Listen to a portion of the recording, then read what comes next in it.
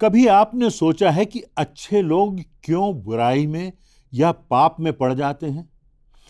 एक अच्छी, सुसंस्कृत, सभ्य पत्नी का पति और मासूम बच्चों का पिता किसी अनैतिक संबंध के कारण अपने आप को और सारे परिवार को क्यों बर्बाद कर देता है? एक विश्वासपात्र मित्र क्यों विश्वासघात करता है अपने मित्र के साथ? एक जिम्मेदार और कर्मठ व्यक्ति कैसे नशे का गुलाम हो जाता है, अपनी जिंदगी, अपने परिवार को तबाह कर लेता है? एक आदर योग्य शिक्षक अपनी छात्रा के साथ ही बलात्कार कर देता है। जो आज के संसार में हम देख रहे हैं वही बात मैं कर रहा हूं। यह समझना तो सामान्य बात है कि कोई बुरा व्यक्ति बुराई करे, कोई नासमझ व्यक्ति नासमझी करे, कोई अपराधी अपराध करे, परंतु अच्छे, परिपक्व, समझदार व्यक्ति, परमेश्वर की निकटता में चलने वाले लोग किस प्रकार बुराई के गर्त में पड़कर अपने शरीर को, अपनी आत्मा को बर्बाद कर लेते हैं। क्यों ऐसा होता है? क्यों पाप से, शैतान से समझौता करने को लोग तैयार हो जाते हैं? क्यों ऐसा होता है कि अफवाहें लोगों का, अच्छे लोगों का जीवन बर्बाद कर देती हैं, उनके चरित्र पर प्रश्न चिन्ह लगा देती हैं, कीचड़ उछालती हैं? पाप की गंभीरता को समझते हुए भी व्यक्ति क्यों पाप में डूब जाता है, गलती करता है? ऐसा क्यों होता है कि कोई व्यक्ति क्षमा भी मांग ले, फिर भी उसके प्रति दिल में कटुता बनी रहती है? जो दुर्भावना है वो दिल से नहीं जाती। ये बातें कहीं हमारे आत्मिक जीवन को बर्बाद ना कर दे। इससे पहले इन बातों को हमें गंभीरता से समझ लेना है, इन बातों पर हमें विचार करना है और इन बातों को छोड़कर परमेश्वर के मार्ग पर आगे बढ़ना है। उत्पत्ति के पुस्तक के 3 अध्याय में इसी संदर्भ में हमारी चेतावनी के लिए कुछ बातें कही गई हैं। यहोवा ने जितने पशु बनाए थे उनमें से सबसे धूर्त सर्प था और उसने स्त्री से कहा, क्या सच है कि परमेश्वर ने कहा कि तुम इस वाटिका से किसी वृक्ष का फल ना खाना? स्त्री ने सर्प से कहा, इस वाटिका के वृक्षों के फल हम खा सकते हैं, पर जो वृक्ष वाटिका के बीच में है उसके विषय में परमेश्वर ने कहा है कि ना तो तुम उसको खाना और ना उसको छूना, नहीं तो मर जाओगे। तब सर्प ने स्त्री से कहा, तुम निश्चय ना मरोगे, परंतु परमेश्वर आप जानता है कि जिस दिन तुम उसका फल खाओगे उसी दिन तुम्हारी आंखें खुल जाएंगी और तुम्हें भले बुरे का ज्ञान होगा और तुम परमेश्वर के तुल्य हो जाओगे। सो जब स्त्री ने देखा कि उस वृक्ष का फल खाने में अच्छा और देखने में मनभाव और बुद्धि देने के लिए चाहने योग्य भी है, तब उसने उसमें से तोड़ करके खाया और अपने पति को भी खिलाया और पति ने भी खाया। आज इसी संदर्भ को हम गंभीरता से देखते हुए पाप के विषय में कुछ बातों पर गहनता से विचार करेंगे। पहली बात तो यह कि पाप बहुत सामान्य रूप से हमारे जीवनों में प्रवेश करता है। बाइबल के इस संदर्भ में हम पाते हैं कि पाप का प्रारंभ कैसे हुआ। एक फल को खाने की बात थी, बहुत सहज सी बात थी कि यह फल जो ज्ञान का फल है उसे खा लेना कौन सी बुराई की बात है? बहुत छोटी सी बात है, सिर्फ एक फल तो है, परंतु वास्तव में जो बात है वह परमेश्वर की आज्ञा को तोड़ने की बात है, उसका उल्लंघन करने की बात है, परमेश्वर की सीमाओं को तोड़ने की बात है। यह एक ऐसी बात है जिसकी नियति मृत्यु होगी, जिसकी नियति अनंत विनाश होगी, जिसकी नियति मात्र आदम और हवा को ही प्रभावित नहीं करेगी, परंतु संपूर्ण मानव जाति पर आने वाली पीढ़ियां उस बात से श्रापित होंगी। दक्षिण अफ्रीका में एक मक्खी पाई जाती है जिसको टाइसिंग फ्लाई कहा जाता है। यह छोटी सी नीले रंग की मक्खी होती है।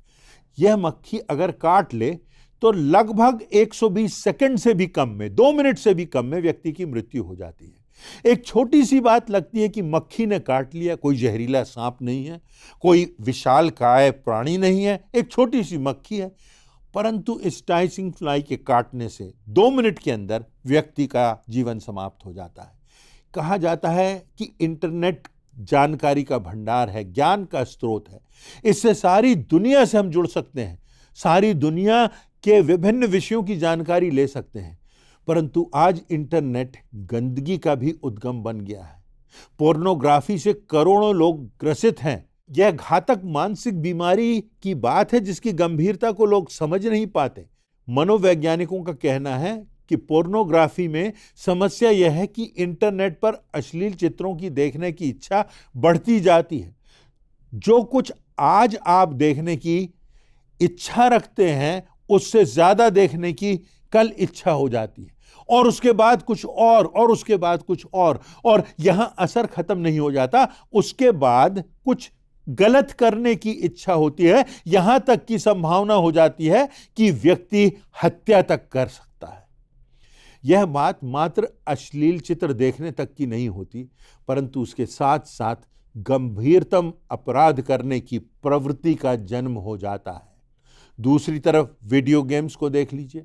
आज ऐसे वीडियो गेम्स बाजार में आ गए हैं जिनसे गंभीर अपराध करने की प्रवृत्ति बच्चों के हृदय में जन्म ले लेती है, जिनसे बच्चों में हत्या करने के लिए भी उनका मानस पटल तैयार हो जाता है। पिछले दिनों अखबारों में आपने अनेक ऐसी घटनाओं का जिक्र पढ़ा होगा जहां वीडियो गेम्स खेलने से मना करा गया और बच्चों ने या तो आत्महत्या कर ली या माता पिता और भाई बहन तक की हत्या कर दी। उत्पत्ति के 3 अध्याय में हम देखते हैं कि पाप की जो शुरुआत है वह सिर्फ एक फल खा लेने की बात है, बस सिर्फ एक साधारण सी बात है। परंतु इन साधारण बातों के प्रति यदि हम सजग नहीं रहेंगे तो यह हमारे जीवनों को, हमारे परिवारों को, हमारे आगे आने वाली पीढ़ियों को बर्बाद कर सकती हैं। इसलिए हमें इस बात के लिए सतर्क रहना है, सजग रहना है कि छोटी सी एक बात, छोटा सा गलत दिशा में उठाया गया एक कदम हमको तबाह कर सकता है, हमारे परिवार को बर्बाद कर सकता है, हमारी पीढ़ियों को शापित कर सकता है। दूसरी बात यह कि पाप का प्रवेश अनायास होता है, अचानक होता है। जब हम सतर्क नहीं होते उस समय अचानक से शैतान पाप का प्रहार हमारे जीवनों में करता है। यदि हम सजग नहीं हैं, सतर्क नहीं हैं, यदि हम में वचन की प्रेरणा नहीं है तो हमारे लिए खतरनाक बात है। बाइबल में उत्पत्ति की पुस्तक के 1 अध्याय में हम देखते हैं कि सब कुछ परमेश्वर ने बनाया और बहुत अच्छा था। परमेश्वर ने उजियाले को बनाया, दिन रात को बनाया, आकाश को बनाया, पेड़ पौधों को बनाया, पशु पक्षियों को बनाया, मानव को बनाया। उसके बाद उत्पत्ति के 1 अध्याय की 31वीं आयत में लिखा हुआ है, तब परमेश्वर ने जो कुछ बनाया था सबको देखा और क्या देखा कि सब बहुत ही अच्छा है। दूसरे अध्याय में हम पाते हैं कि परमेश्वर ने स्वयं अदन देश में एक वाटिका लगाई। वहां सब कुछ आश्चर्यजनक था। सब बातों में परमेश्वर की महानता, उसकी खूबसूरती, उसका सौंदर्य, उसका ऐश्वर्य झलकता था। सब बातें खूबसूरत थीं, सारा वातावरण पवित्र था, निर्दोष था। आदम और हवा को पाप का एहसास नहीं था, यहां तक कि वे अपनी नग्नावस्था में होते हुए भी उन्हें निश्चिंतता थी, निर्दोषिता की भावना में वो पड़े हुए थे। परमेश्वर की सहभागिता अदन की वाटिका में आदम और हवा के साथ साथ है। सब कुछ बहुत ही अच्छा है, परफेक्ट है, पवित्र है। लेकिन जैसे ही 3 अध्याय शुरू होता है हम देखते हैं वहां एक सर्प है, वहां एक फल की बात है, वहां पाप है, वहां शैतान है, वहां श्राप है, वहां पाप का उद्गम है, जहां परमेश्वर से अलगाव है। जब सब कुछ बहुत अच्छा है, जब सब तरफ परमेश्वर की आशीषें हैं, तभी अचानक से शैतान का प्रहार हमारी मानसिकता पर होता है, हमारी जिंदगियों में होता है। बाइबल में हम देखें कि दाऊद परमेश्वर के निकट चलने वाला विशिष्ट जन था, उस पर बहुत सी आशीषें थी। उसने खूबसूरत गीत लिखे, गोलियत जैसे दानव को हराया। उसके बाद वह राजा बन गया, सब कुछ अच्छा था। परंतु एक समय आता है कि उसकी नजर एक स्त्री पर जाती है और उसके बाद वह व्यभिचार का पाप होता है और फिर उसी क्रम में वह हत्या करवाने तक का पाप कर बैठता है। इसीलिए कुरिन्थियों की पहली पत्री के 10वें अध्याय की 12वीं आयत में लिखा हुआ है, इसलिए जो समझता है कि मैं स्थिर हूं वह चौकस रहे कि कहीं गिर ना जाए। पुराने नियम में जो घटनाएं घटी, जो घटना आदम और हवा के साथ घटी, जो घटना राजा दाऊद के साथ घटी, ये हमारे लिए लिखी गई है।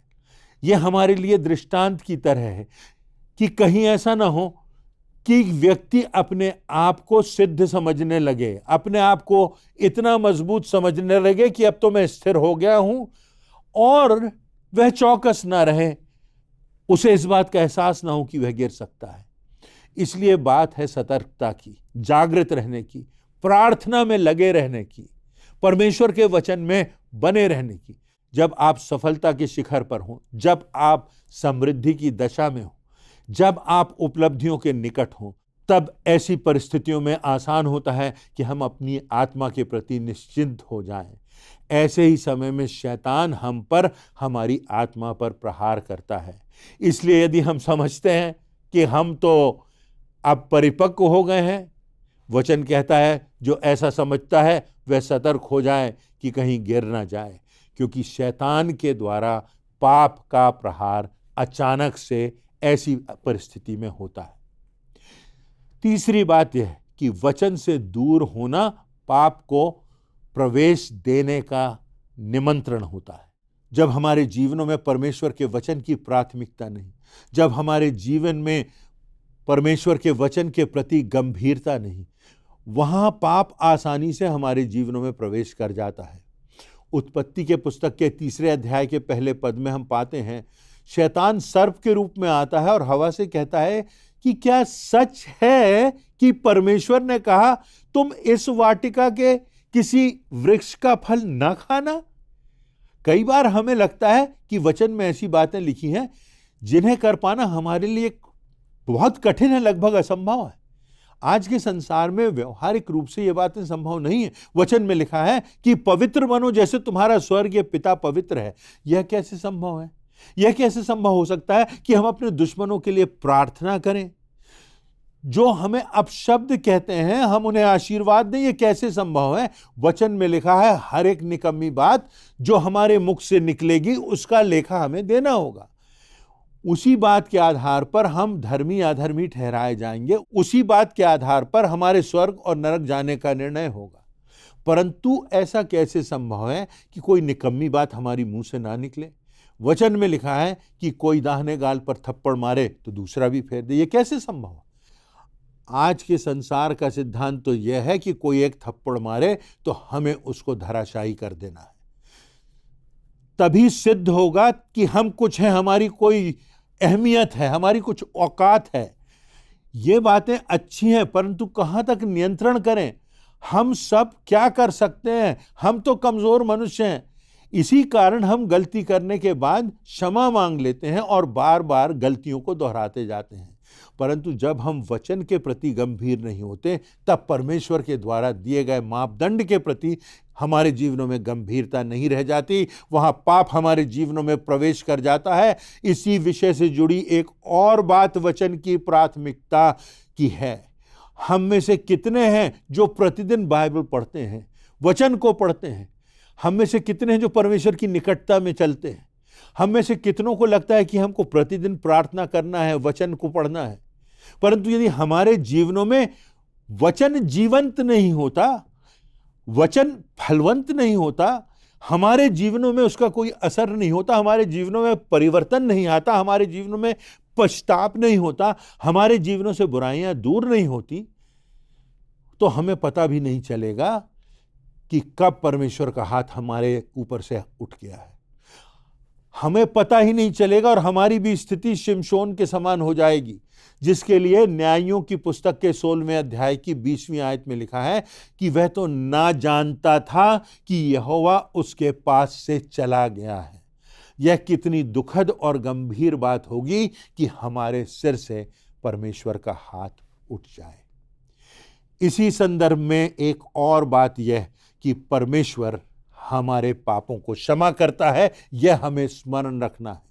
उत्पत्ति के पुस्तक के 3 अध्याय की 15वीं आयत में परमेश्वर शैतान से कहता है, और मैं तेरे और स्त्री के बीच में, तेरे वंश और इसके वंश के बीच में बैर उत्पन्न करूंगा, वह तेरे सिर को कुचल डालेगा और तू उसकी एड़ी को डसेगा। परमेश्वर का वचन जो निष्कर्ष की बात कह रहा है, वह आनंद का समाचार है, वह आशा का समाचार है। वह उत्कृष्टता से भरा हुआ समाचार है, वो हमें नई जिंदगी देने वाला समाचार है। किसी ने कहा कि वास्तव में यह संदर्भ पहला सुसमाचार है। सुसमाचार है कि शैतान, तू मनुष्य की एड़ी को तो डसेगा, तू उसको हानि तो पहुंचाएगा, पर जो आने वाला है, जो उद्धार करता जन्म लेने वाला है, वो तेरे सिर को कुचल डालेगा। और वही प्रभु यीशु मसीह है जो आज जीवित है। उत्पत्ति के 3 अध्याय की 21वीं आयत में हम पाते हैं, यहोवा परमेश्वर ने आदम और उसकी पत्नी के लिए चमड़े के अंगरखे बनाकर उनको पहना दिया। आदम और हवा ने पत्तियों से अपने शरीर को ढांप लिया, परंतु परमेश्वर ने उनके बदले चमड़े का वस्त्र बना दिया और उन्हें पहना दिया। यह परमेश्वर का प्रेम है, यह परमेश्वर की धार्मिकता है। जब परमेश्वर ने चमड़े का वस्त्र पहनाया तो वहां किसी न किसी पशु का लहू तो अवश्य बहा होगा। इसी प्रकार यदि पाप की कीमत चुकाना है तो फिर लहू की भी आवश्यकता है, लहू बहाने की भी आवश्यकता है। परमेश्वर कहता है, मैं तेरी नग्नता को, तेरे पाप को ढांप दूंगा।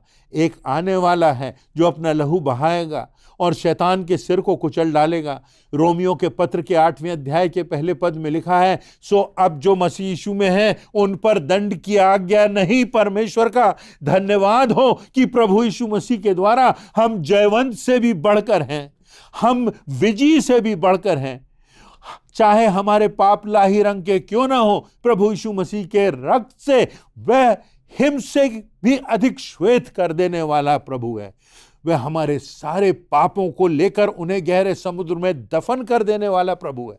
शैतान तो अपनी योजना के साथ कार्यरत है, परंतु उससे बढ़कर परमेश्वर की योजना है, उसकी क्षमा है, उसका अनुग्रह है। एक बिगाड़ने वाला है, बर्बाद करने वाला है, परंतु उससे बढ़कर एक उद्धार करता है, एक बचाने वाला। हमारा प्रभु यीशु मसीह सारे संसार को उद्धार देने के लिए आया है। स्वतंत्र इच्छा का आदम और हवा ने दुरुपयोग तो किया, परंतु उसके बाद भी परमेश्वर का प्रेम है, परमेश्वर का स्पर्श है, परमेश्वर के द्वारा एक आशा है। बस हमें निरंतर सजग रहने की, सतर्क रहने की आवश्यकता है। परमेश्वर के वचन को अपने जीवन में गंभीरता के साथ प्राथमिकता देने की आवश्यकता है और प्रार्थना के द्वारा उसके मार्ग पर बढ़ते जाने की आवश्यकता है। आवश्यकता है कि हम उस परमेश्वर से लिपटे रहें, उसमें बने रहें, उस प्रभु यीशु मसीह के रुधिर के द्वारा अपने अतीत के पापों को समुद्र में दफन कर दें। तो हमने आज जो बात कही वह यह कि बहुत सामान्य रूप से, बड़ी आसानी से, छोटी सी बात से पाप हमारे जीवन में प्रवेश करता है। फिर हमने यह भी देखा कि अचानक से पाप का प्रवेश हो जाता है और उससे हमारा जीवन शापित हो जाता है। पर सबसे बड़ी बात जो हमने देखी वो ये कि हमारे लिए परमेश्वर का एक प्रावधान है, एक द्वार है, एक उद्धार का मार्ग है। उद्धार करता मेरे और आपके लिए है हमारा प्रभु यीशु मसीह। आइए उसके आमंत्रण को, उसके निमंत्रण को हम समझें, उसके लहू की बहुमूल्यता को हम समझें, ये जाने कि पाप के द्वारा इस संसार में विनाश तो आया, परंतु उससे बढ़कर परमेश्वर का अनुग्रह है, उससे बढ़कर प्रभु यीशु मसीह का रक्त है जिसके द्वारा हमें पापों की क्षमा मिलती है, उससे बढ़कर प्रभु यीशु मसीह का पुनरुत्थान है जो हमें इस बात की निश्चितता देता है कि मृत्यु के बाद हमारे लिए एक अनंत जीवन है, एक ऐसा जीवन है जो हमेशा का है, जहां परमेश्वर का राज्य है, जहां कोई अंत नहीं, जहां प्रेम है, जहां संपूर्णता है, जहां स्वयं परमेश्वर निवास करता है। आज प्रभु यीशु मसीह मुझको और आपको बुला रहा है, निमंत्रण दे रहा है अपने वचन के माध्यम से। यह हमारी स्वतंत्र इच्छा पर निर्भर करता है कि हम उसे अवसर देंगे, उसको अपने हृदय में ग्रहण करेंगे और परमेश्वर के उस उपहार को धन्यवाद के साथ ग्रहण करेंगे जिसके द्वारा हमें क्षमा मिलती है, जिसके द्वारा हमारा जीवन सार्थक होता है और मृत्यु के पार हमें एक अनंत का जीवन मिलता है। उसी प्रभु यीशु मसीह के नाम में मैं आपको नमस्कार करता हूं और परमेश्वर को धन्यवाद देता हूं कि हम सब ने परमेश्वर के चरणों के पास बैठकर उनके जीवित वचनों की व्याख्या को सुना है, उसकी आवाज़ को सुना है, उसके आमंत्रण को सुना है। परमेश्वर के आमंत्रण को हम स्वीकार करें, धन्यवाद के साथ, प्रार्थना के साथ। परमेश्वर आप सबों को आशीष दे।